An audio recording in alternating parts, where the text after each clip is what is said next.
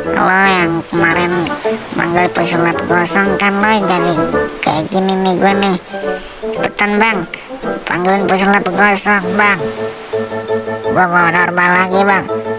Bodoh amat, siapa suruh lo isengin gue. Mau kemana lo bang? Cepetan, panggilin pesulap gosong. Kalau enggak, gue tembak lo, apa gue makan lo. Bodoh amat, lo kabur aja. Jangan lari lo. Jangan lari lo bang. Tunggu lo. Jangan lari, deh. Gelap banget lagi nih. Tolong. Ada sang tengkorak. Tolong.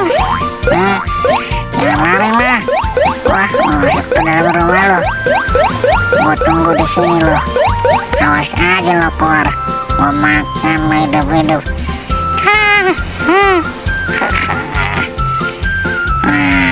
Gimana nih?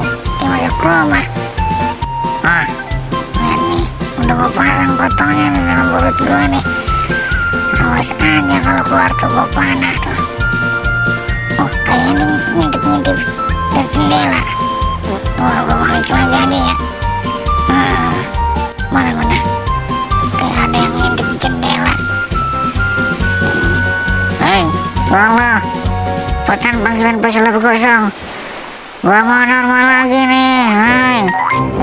Cepetan, gua panah lo. Keluar lo. Cepetan keluar.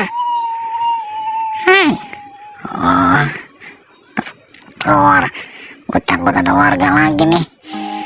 Udahlah, gua cabut aja kali ya.